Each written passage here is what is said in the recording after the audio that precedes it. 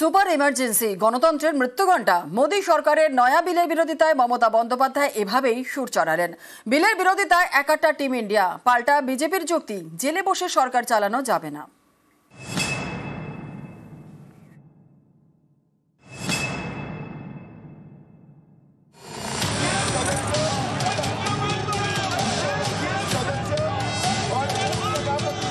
পাঁচ বছর বা তার বেশি সাজা হতে পারে এমন অপরাধে একটানা 30 দিন জেলে থাকলে খোয়াতে হবে মন্ত্রিত্ব।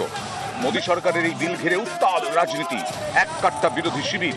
সোশ্যাল মিডিয়ায় সুর চড়িয়ে মমতা বন্দ্যোপাধ্যায় লিখেছেন, এটা কালো দিন, কালো বিল। পশ্চিমবঙ্গে মুখ্যমন্ত্রীর দাবি, এটা সুপার এমার্জেন্সির থেকেও ভয়ানক। ভারতের গণতন্ত্রকে চিরকালের মতো শেষ করে দেওয়ার জন্য পদক্ষেপ। এই ড্রাকোনিয়ান বিল গণতন্ত্র এবং যুক্তরাষ্ট্রীয় কাঠামোর মৃত্যু ঘণ্টা। বিচার ব্যবস্থার স্বাধীনতা শেষ করে দেবে এই বিল। ভারতীয় গণতন্ত্রের আত্মার ওপর হিটলারি হামলা। আদালতের হাত থেকে আইন কেড়ে কিছু স্বার্থান্বেষী গোষ্ঠীকে দিয়ে দেওয়া হলো। স্বৈরাচারী এবং ফ্যাসিস্ট শক্তি এভাবেই ক্ষমতা দখল করে। এই বিল পাস হলে দেশে সাংবিধানিক শাসনের মৃত্যু পরোয়ানা জারি হবে। এক ব্যক্তি, এক দল, এক সরকার গঠনই এই বিলের উদ্দেশ্য। ইডি, সিবিআই এর মতো এজেন্সির হাতে অনিয়ন্ত্রিত ক্ষমতা তুলে দেবে এই বিল, যাতে নির্বাচিত রাজ্য সরকারের কাজে হস্তক্ষেপ করা যায়।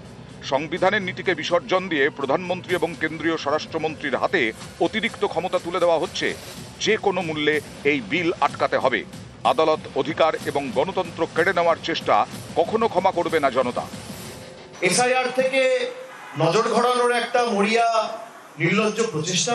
এই সরকার মানুষের সুরক্ষা নিয়ে চিন্তিত নয়। দৈনন্দিন জীবনের মূল্যবৃদ্ধি, আকাশছোঁয়া জিনিসপত্রের দাম, কৃষকের স্বার্থ রক্ষার্থে, কর্মসংস্থান তৈরিতে, ভারতবর্ষের সীমান্ত কি করে রক্ষা করা যায়, টেররিস্ট অ্যাটাক কিভাবে বন্ধ করা যায়, এখানে সরকারের কোনো ইন্টারেস্ট নেই। সরকারের ইন্টারেস্ট হচ্ছে ক্ষমতা, অর্থ আর নিয়ন্ত্রণ, কন্ট্রোল। সবচেয়ে বেশি লোকসভার ভিতরে কাগজ ছেঁড়ার কাজ করছে এরা। 30 দিন জেলে থাকলেই মন্ত্রিত্ব যাবে। এরা জানে আরো কিছুদিনের মধ্যে আমাদের অনেককে যেতে হবে। বলছি, বদলও হবে, বদলাও হবে, এবং সেই বদলাটা আইনের মধ্যে হবে। এই বিতর্কের মাঝে অনেকেই বলছেন 1951 জনপ্রতিনিধিত্ব আইনের কথা। এই আইন অনুযায়ী ফৌজদারি অপরাধে 2 বছরের বেশি সাজা হলে জনপ্রতিনিধি হওয়ার অধিকার হারাবেন সংশ্লিষ্ট ব্যক্তি। 6 বছর ভোটে দাঁড়াতে পারবেন না। বিরোধীদের প্রশ্ন, জনপ্রতিনিধিত্ব আইনে এই সংস্থান থাকা সত্ত্বেও আলাদা করে নতুন আইন তৈরি করার কি দরকার? এটা কি কৌশলে বিরোধী দলের মন্ত্রী মুখ্যমন্ত্রীদের ক্ষমতাচ্যুত করার চেষ্টা? New bill that the BJP is proposing, we are going back to medieval times when the king could just remove anybody at will. There's no concept of what an elected person is. He doesn't like your face, so he tells ED, put a case, and then democratically elected person is wiped out within 30 days. This is new. Completely draconian thing. Tomorrow you can put any kind of case on a chief minister and put him in jail for 30, have him arrested for 30 days without even him being convicted, and then he ceases to be chief minister. So I think that it's absolutely wrong. It's anti our constitution. It's against our constitution. It's undemocratic. BJP की सरकार में डकैती कई तरह की हो रही है। चोरी के ऊपर भी चोरी हो रही है, जमीन की भी है और अधिकारों की भी। अब अधिकारी नहीं आप पे बचेगा। तो ये जो गिरावट हुई है कि उसका कोई भी नाम दे सकते हैं, चोरी नाम दे दें, तानाशाही नाम दे दें। ये कानून जो है स्पेशली शुरुआत कर रहे हैं चंद्रबाबू नायडू जी के लिए और नीतीश जी के लिए, जो है ब्लैकमेल करने के लिए, डराने के लिए ये कानून जो है लाया जा रहा है। জেলে বসেই দিল্লির মুখ্যমন্ত্রিত্ব সামলেছেন অরবিন্দ কেজরিওয়াল। বিজেপি বলছে এসব আর চলবে না, জেলে বসে সরকার চালানো যাবে না।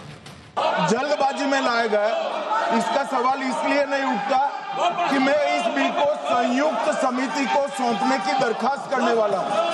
इस पर संयुक्त समिति जो राज्यसभा और लोकसभा पक्ष और विपक्ष सभी सांसदों की बनेगी, जो इस पर विचार करेगी और आपके सामने लेकर आएगी। এই নিয়মটা বা এই আইনটা আনা হচ্ছে স্বচ্ছতা রাখার জন্য, যাতে ক্রিমিনালাইজেশন কম হয় পলিটিক্সের। সেই জন্য এটা তো সবার জন্য, প্রধানমন্ত্রীর জন্য, মুখ্যমন্ত্রীর জন্য। আমি বুঝতে পারছি না তৃণমূল, কংগ্রেস সহ অন্যান্য বিরোধীরা এত হতাশ কেন নিজেদের উপর।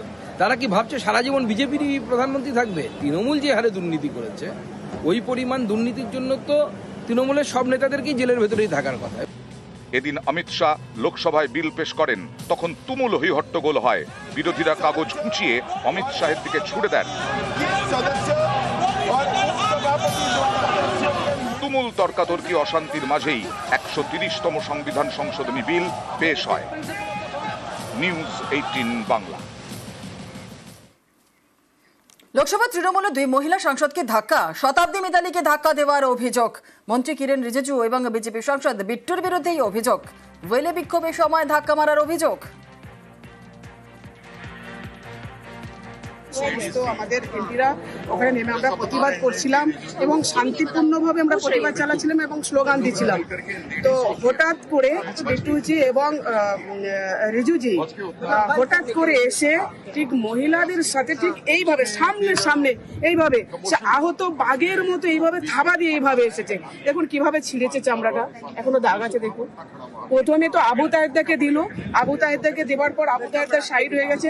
তারপরে সামনে আমি, শতাব্দী, আমাদের শর্মিলাদি ছিল।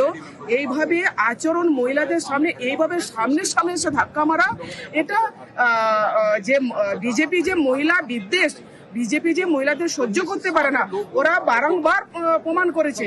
আমরা প্রতিবাদ জানাই, আমরা নিন্দা জানাই, আমরা ধিক্কার জানাই এবং অবিলম্বে ওদের পদত্যাগ করা উচিত। এইভাবে মহিলাদের উপর আক্রমণ, আমরা টার্গেট হয়ে গেছি। আমরা এর আগে যখন ওখানে প্রতিবাদ করতে গিয়েছিলাম এসআইআর নিয়ে, কিভাবে আমার উপরে নির্যাতন করে আমাকে টেনে ফেলা হয়েছে, কিভাবে আমাকে ধাক্কা মারা হয়েছে, আমাদের তো এখন প্রাণের ভয় এসে যাচ্ছে।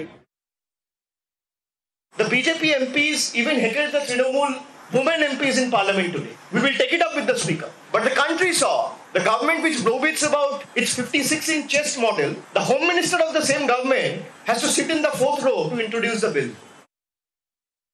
এরকম কোনো ঘটনাই ঘটেনি। এরাই প্রথমে গৃহমন্ত্রীর দিকে কাগজ ছুঁড়ে মারেন, মহামহিত কাগজ ছুঁড়েছেন এবং সেটা মুখে মেরেছেন এবং তারপরে স্বাভাবিকভাবে সবাই রেগে যায়। তারপরে তো সবাই এগিয়ে এসছে, তার আগে তো কেউ কোথাও এগিয়েছিল না। মানে হাউসের মধ্যে আপনি একজনকে আক্রমণ করছেন, তার মানে শারীরিকভাবে নিগ্রহ করছে। উদ্দেশ্য প্রণোদিতভাবেই এটা সম্পূর্ণভাবে করা হচ্ছে। কিরেন রিজিজু তো এদের কাছে যায়নি, এনারা নিজেদের সিট থেকে উঠে এসে কিরেন রিজিজুর কাছে এসেছে বা ট্রেজারি বেঞ্চের কাছে এসেছে। তাহলে কে কার দিকে হামলা করলো বা কে কাকে নিগ্রহ করলো? তার মানে তো আপনি ইন্টিমিমেট করছেন কাউকে যে আপনি তাকে মারবেন, তার উপর অ্যাটাক করবেন। এইভাবে একটা উচ্ছৃঙ্খল বাতাবরণ তৈরি করা, উচ্ছৃঙ্খল পরিবেশ তৈরি করা আমার মনে হয় গণতন্ত্রের পক্ষে শুভ নয়।